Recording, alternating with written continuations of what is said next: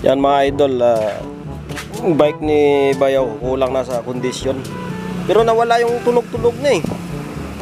Tuwing magpipidal ako, nawawala na yung kanyang tunog. Hindi kaya kulang lang sa grasa to yung pedal niya. Yan, so ngayon puntahan natin nung pagawaan nito, ipatuno natin. Ito. Tingnan natin kung andun ba yung gumagawa nito. Kasi sabi sa akin ni paring Ikoy nun, ay shoutout pala kay paring Ikoy nun sa London Bridge, pulling down na siya. Yan, ingat ka palagi dyan. Sabi niya sa akin, ipatuno ko daw, kulang sa kondisyon. Yan. Kala ko naman, gitara lang tinutuno at saka yung amplifier. Pati bike pala. Saka shoutout kay Nunoy Aquino. Ayan. Si Nunoy Aquino yung nagsabi na doon ko ipagawa sa malapad. Yan. Kasi nga kaibigan nandun yan. Saka sabi ni Bayaw ko kasi ipatuno ko, ipa-adjust ko. Yun. Siya naman nagsabi. So, puntahan natin mga idol. Alright, let's go. May daanan din dito.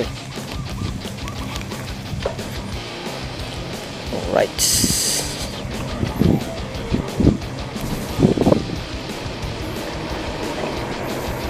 Wala nang tunog oh. Hindi na tumutunog-tunog. Pedal na problema nito.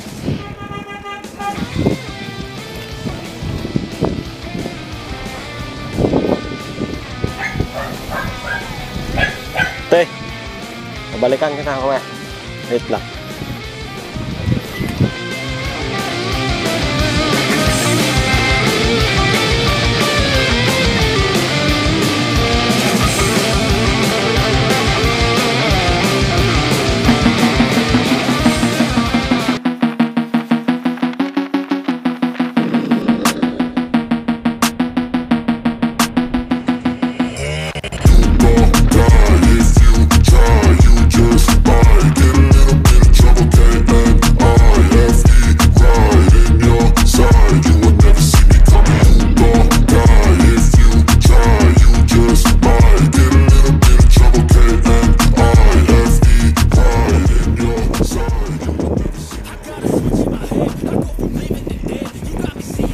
Alright, ito sa masarap mag-adventure.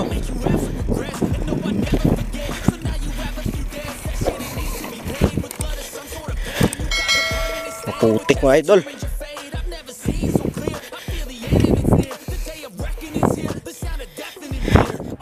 Malalim eh. Bawa tayo.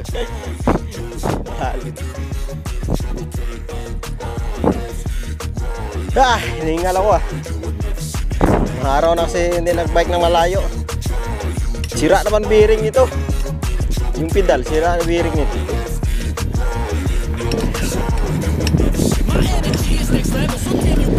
Balay. Hihirapakan yan kasi pasadang bumilad.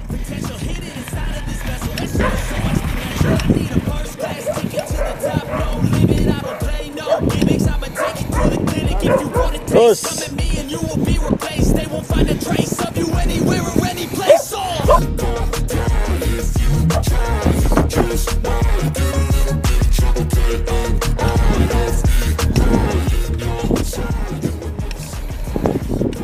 dito idol oh.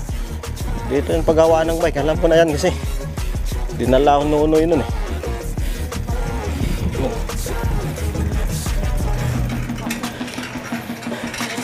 Boss, nandyan yung mekaniko ng bike. Yan, located at Purok Mapalad.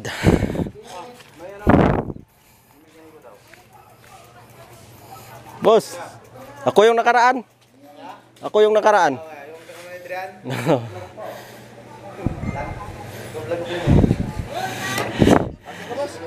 Paggawa muna natin.